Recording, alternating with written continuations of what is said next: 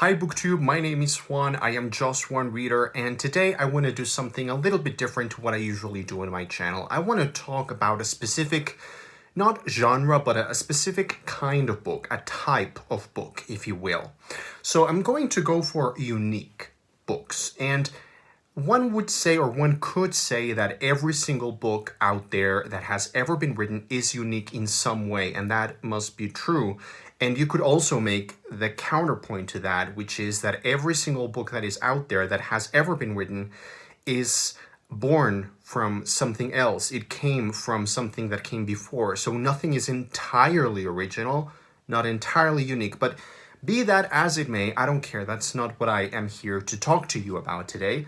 What I am here to do is to recommend some books that for different reasons have really spoken to me and have said to me, whispered in my ear, if you will, I am a special book. I am a different book. And these are books that for different reasons I would recommend to you because whether it be the writing or the characters or the way that those characters are portrayed or the plot or the writing style or the tone or whatever it is, something about that book has lingered in my memory of reading that book and something has struck me as unique. So without further ado, come with me, fly with me.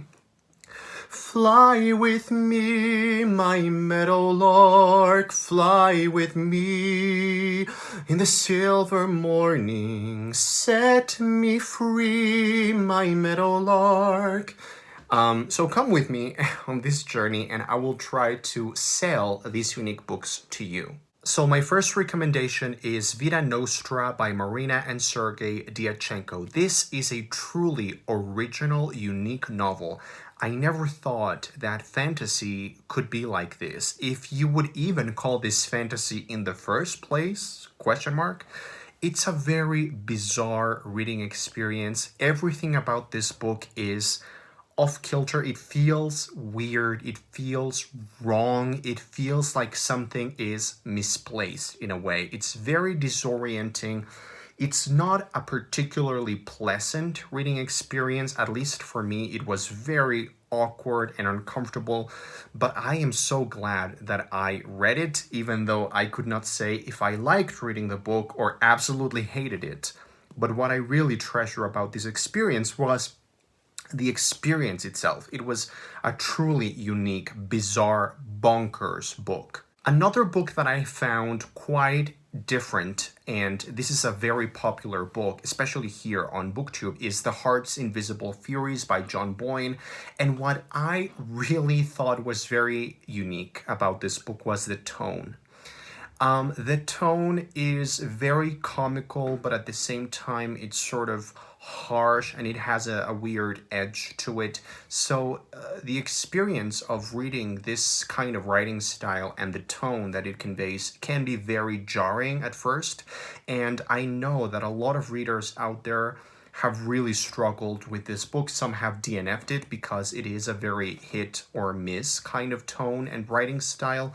But I thought it made up for a very interesting reading experience. It's a book that I am always recommending to people whenever I can because I think it's one of the most unique books that I have ever come across. This is The Sonambulist by Jonathan Barnes, and this one and its sequel, The Domino Man, are so wonderfully, wickedly interesting, and you will never read anything like them before ever again.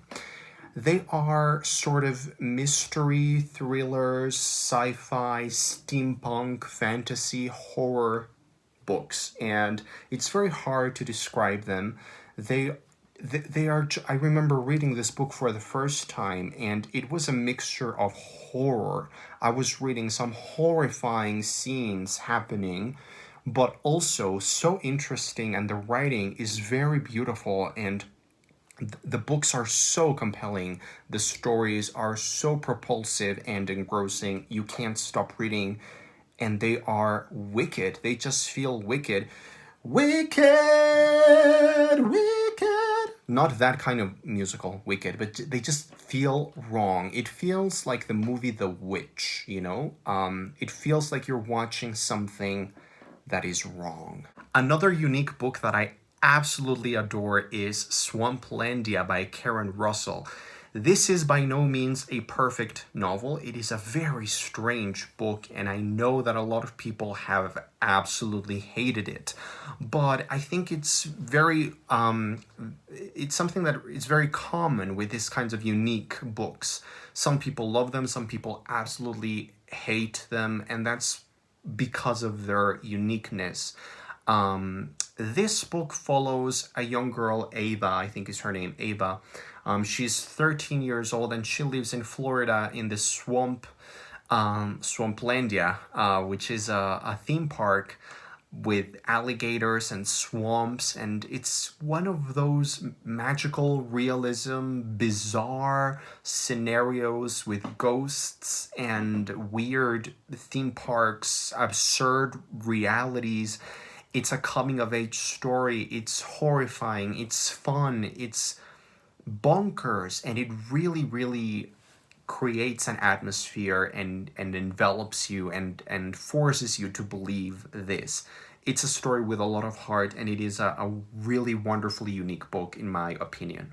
Fates and Furies by Lauren Groff is one of my favorite literary fiction novels that I have read in recent years, and it's a conventional book in many regards, because it is a literary fiction novel. It's a story about these marriage, and we follow them, and it sounds like a very traditional kind of narrative, but what I found incredibly interesting and quite original was the way that the writing that Lauren Groff has so wonderfully crafted here is borderline poetical. It's like, beautiful writing styles can always be categorized as poetical, like, oh, this is so poetic.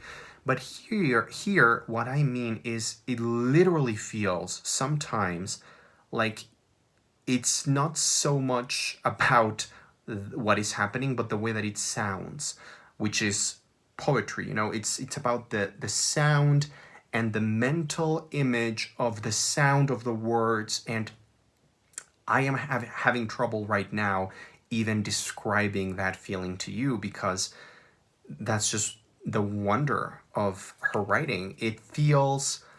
To me, it feels like she is painting with language, and you can actually see colors and feel physical sensations of color and sound with her language. So the use of language I thought was really unique. The Blue Girl by Laurie Foos is a book that I wish more people were reading, because this is it's such a gem. It's a very slim, short, mysterious, wicked, again, word of the day, wicked. No one mourns the wicked. Not that kind of wicked, but yeah, it's a very wicked, sort of dark tale. It's set in a small town. It feels archetypical. It feels universal. It feels mythical. It feels horrifyingly true. I don't even want to tell you what it's about. You should just go ahead and read it. The premise is absolutely original, and the way that the book unfolds is something that it's just go ahead and read it. Just trust me on this one. You will love this book. Apple of My Eye by Helene Hanff is another book that I am always recommending to everybody, because it is one of my favorite books of all time. It happens to be nonfiction, which is weird for me to enjoy nonfiction this much. It's essentially about New York City, but it's also about her, about Helene Hanff. It's sort of a memoir. And what I think was really unique about this book, and all of her books, but this one in particular, is the tone and the voice of this woman, Helene Hanff. She is old and young at the same time. She's incredibly honest, and I think it's very rare, at least in my experience, to come across an author who is so true, so truthful, and so candid about everything. And she's so charming and delightful. It's such a wonderful reading experience, because you just feel the vibrancy, the spark of this woman. So just for her voice alone, you should read this book. something completely different is Krabat, The Legend of the Satanic Meal by Ottfried Preußler. This is a German fantasy middle grade book, but it's about a satanic meal. So it's not your usual fantasy, Harry Potter kind of tale. I have only read it once, and I read it many, many, many years ago, so I couldn't really remember the plot or the character, but what I do remember is how dark the book felt, how claustrophobic and oppressive and horrible it felt to me, and that's a very incredible feeling in my experience and in my opinion. Getting to feel the horror of a fantasy in a middle grade format, it's really unique. Now, on the other side, a lighter middle grade children's book is The 13 Clocks by James Thurber. This is Neil Gaiman's favorite book. So if you enjoy Neil Gaiman, pick this book up. You will see a lot of, the sources that Neil Gaiman was influenced by. It's all in here. It is delicious. It is bizarre. It plays a lot with words. If you enjoy the Phantom Tollbooth or that kind of thing, you will really enjoy this. I don't think people talk about this book that much, at least not anymore. So yeah, we need to revive the hype for this book. The Rabbitback Literature Society by Pasi Ilmari Jaskelainen is a book that I know every single person who has picked it up has really enjoyed it. I loved it when I read it. It is really hard to describe. It's set in a Scandinavian kind of landscape. It is very serious, but also very light.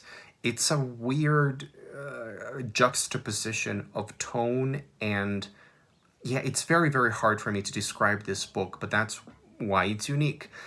It's also about reading and writing. It's about a secret society around literature, and it's so interesting and so fun to read, but it's also very deep, and it's also a very good metaphor for psychoanalysis. That's just my opinion. So yeah, a very interesting read. And finally, my last recommendation for today's video is Magic for Beginners. This is a short story collection, which is something that I really enjoy reading. And this is by Kelly Link, a mistress of magical realism and fantasy.